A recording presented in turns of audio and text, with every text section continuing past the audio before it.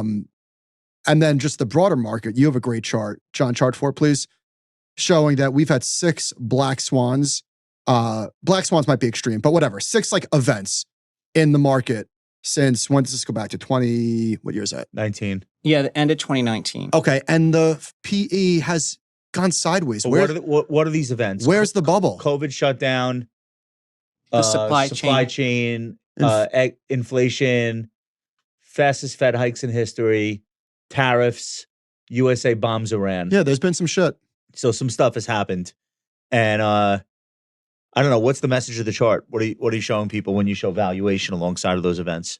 If this was a company and we threw 6 events that should wipe out the earnings power of that company, but the company grew earnings, we would consider it super resilient and re-rate it to a higher multiple. That's a great point. Yeah. Right. You'd be willing to pay more for that asset, for the earnings of that asset. Yeah, because it's indestructible. Yeah. And so today when people say the market's expensive, I kind of think we just threw 6 black swans at it and it's still the same PE. Do you think the stock market's indestructible? I know not forever, but like, is that how you feel? It is acting more indestructible than many people appreciate. For sure.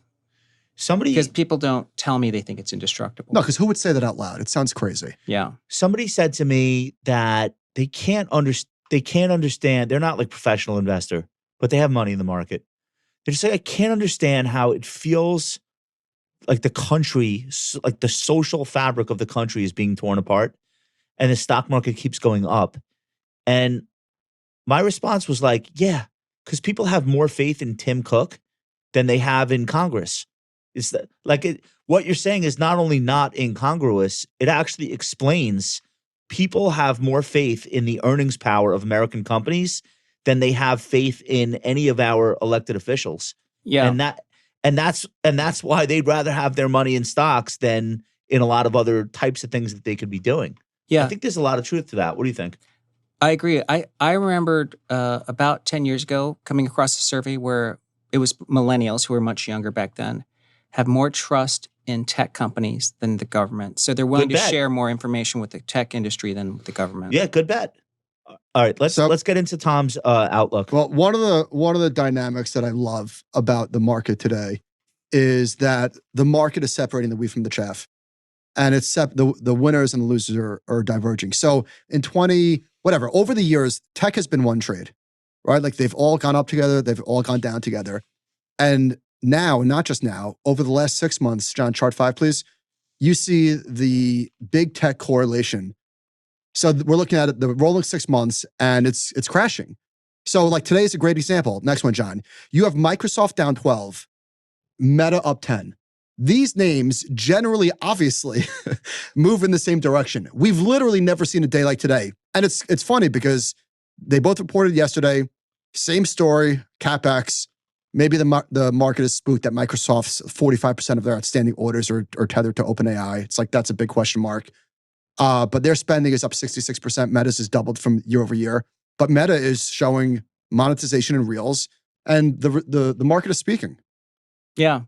I mean, I hear people parsing the reasons why they're afraid of Microsoft, right? Whether it's the value of the future revenue book, or whether it's because AI can redo Excel and Teams and a lot of the products.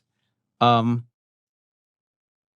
think maybe it just shows you people are still trying to figure out how AI is progressing, because now they're just deciding that Microsoft's a loser in the AI race somehow. But I would probably guess it's misplaced. I mean, I think Microsoft's been written off in the past, in the pre-2000 era. People thought it was just a software company and it came roaring back. Lost $400 billion in assets today. Now that money can come right back in tomorrow. So it's not like saying like a fund lost $400 billion in assets. But can we just pause for a second and think about that number? That is the market cap loss of Microsoft in one day. It's pretty remarkable, right? I think it's $1,000 per American citizen, right? It must be, right? Yeah, because there's 330 million people. So it's pretty remarkable. I want to get into your outlook, John. I can't see what slide. I think it's the first one. So walk us through what you're telling people they should expect in 2026. I think it's a lot like 2025. Fundamental stories better. But one difference is instead of a hawkish Fed, we have a Fed that eventually the market will realize is dovish because we have a new Fed chair and they're also not inclined to hike anymore. Yeah. So that's a positive. But the negatives are there are some signs of stress in the economy now because of high rates, whether it's consumer or private credit. And we know valuations are more expensive because we have 3 years of gains behind us, back to back. Right. And I think that this is the year where we've seen more policy shocks coming. I think the White House is being more aggressive. I don't know if it's because they want to get things done before the midterm. I would imagine that's part of it. Yeah. Right. And so that makes it harder for people to hold things with conviction. The market can look like last year, which we have a big drawdown. However, there is good news. The rule of first 5 days, which is on the right side, on the tailwind side, Yeah. it came in positive, Okay. which is a good thing. But The first 5 days were up. positive, in other words. yes. Okay. Yeah. I didn't know. I knew that was a thing. I didn't realize it was that extreme. Some of that data sounds random, but like 92% is so strong. And it's 75 years. So Yeah. N of 75 is still a lot to look at. Yeah. Which years fell into the 8%? Just out of curiosity, Yeah. did you bother to look?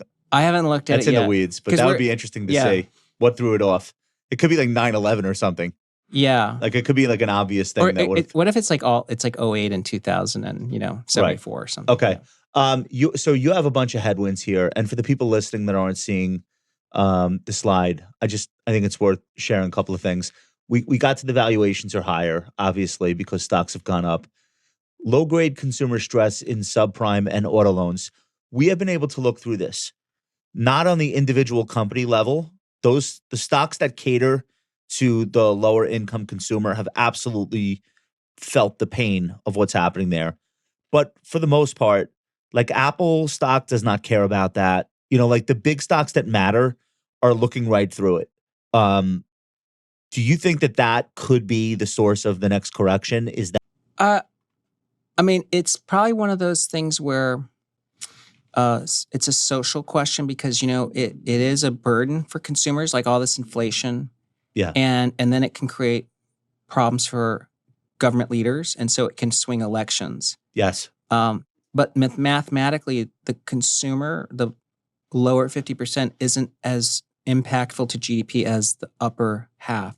Right. And I think that's why the market hasn't paid attention to that. That hasn't been a stock market story. That's been a political story. Yeah. But then it can become like a, right. That's why we're capping government credit card rates. At the rate things are going, he's going to lose the House. And if he does, it'll be 80% because of the affordability crisis that the polls say is squarely being blamed on him. I'm not saying you should agree with that or not agree with it. I'm just saying that is what the polls are saying. And then maybe 20% immigration enforcement chaos. But like, to your point, that may not be a market story today, but a blue wave in the House would absolutely become a market story because part of the bull case right now is all the deregulation, which will obviously grind to a halt once they have to actually start voting on things. Yeah, so that's why it makes sense, like capping healthcare rates, trying to get oil down, credit card fees capping. Like those are things that would help a lot of folks. Well, also not to be the bearer of good news, and I'm not suggesting that the lower end consumer is on fire at all, but. So first of all, here's the pattern that I see on Bitcoin, a head and shoulders, and it looked like it broke down a bull or a bear flag. So here's the bear flag pattern, a textbook bear flag pattern that it broke down and retested. Okay. So we got a few patterns that I want you guys to pay attention to. We got the bear flag. And then we have the head and shoulders, which I'm going to break down as well.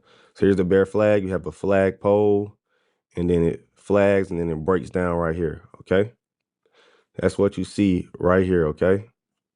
You have a flag pole, and then a breakdown. So based on a few technicals, I'll show you guys the measurements of where it says it's going, okay? Then we're going to break down this full chart on Bitcoin. We're going to go look at gold and silver. So we could say the flag pole started here, and it's saying the target is about right here, 62,000, based on that flagpole. Now, if we really want to get technical, this could also be the flagpole. which could be even worse. Okay. So we got a few measurements that's saying it's getting around the 40s or the 50,000s. Now, granted, it still had a sizable drop. Okay. Let's go let's mark it off here. We have a high right there. Okay. In this zone right here, you can kind of mark this whole zone right here. Okay. If we were to take a box and draw our zone, it's also important to note that the US dollar had its biggest day in a long time. So the dollar is rising as gold, silver, and Bitcoin are dropping, but this could be a correction or a buying opportunity. Okay. So this box right here in this zone, I like to draw zones. As you guys can see, it fits perfectly. I would say 75, 74K. I say 65 through 75K is a great buy. Anytime it's near one of these, it's always a good buying opportunity. Okay. So that's number one. We have Bitcoin. Let's also look at this head and shoulders looking pattern almost. Okay. So we can kind of draw it off. If we take our paintbrush, we have our left shoulder, head, right shoulder. So you can look at this in two ways. You can either play the bear flag or, and this is bad, but the head and shoulders, which says when it breaks down, it's coming. I doubt it'll go that far down. That would be crazy, 25,000. But remember, Andrew Tate said, Bitcoin is coming down to 25,000. And if it does, it would be one of the craziest market reset. It would reset a lot of people. Honestly, be one of the craziest. They would call it a Ponzi scheme or something. Like it would honestly be a shocker. And if you didn't take profits up here or at least got you something nice all the way up here, it would be strange when it drops down here. I'm not even gonna lie. But the good news is it could return to all-time highs. So let's look at how far Bitcoin is down from all-time highs. 40%. So about a 40% drop from all-time highs. You can see it right here. I just took the info line. So it's down 40%. Okay. Now, if it gets down to this area, this will be about a 45% drop. 50% drop would be about right here, as you guys can see. And right here, as you see by a quick Google read, as of January 30th, 2026, the U.S. dollar surged towards its best day since July, driven by President Trump's nomination of Kevin Warsh for the Federal Reserve, signaling a potential shift towards less aggressive rate cuts and inflation focus. This reserve recent lows caused by tariff fears and rate cut expectations. All right. So that could be why, and the move of why Bitcoin is doing what it's doing.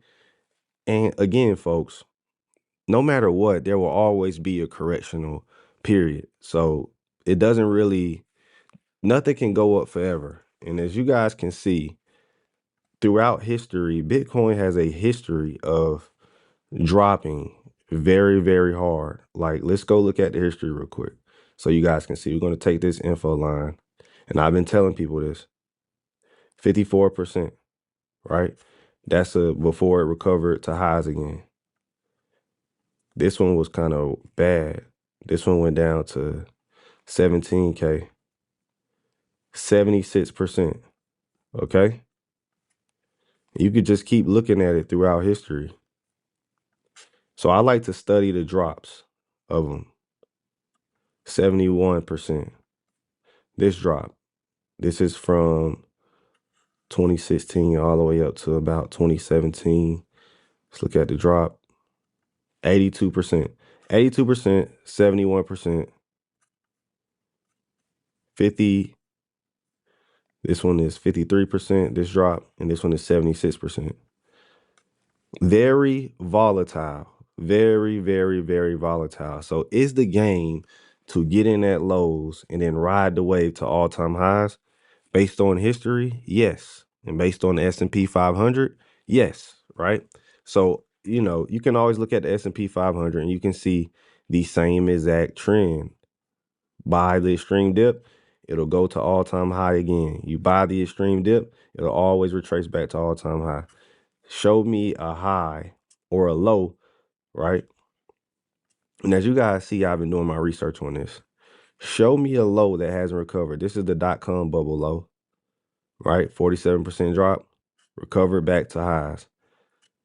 This is the '08 housing market crash. Same thing, folks. All right. Now, let's get into gold and silver. Let me give you guys what you guys been waiting for. Okay, then I'm going to give you guys some strategies to use that I personally just use. Gold. Let's go to GLD. So let me explain something to you guys. You see how volatile this thing is moving, correct? So think about it. This thing, if we buy weeklies, calls, or puts, one is going to go to over 100%. One is going to fail, right? Now, if you see right here, this one significantly outpaced the failing one.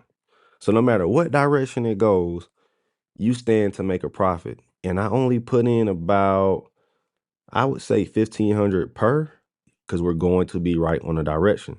So one is going to go 200, 300, 400%.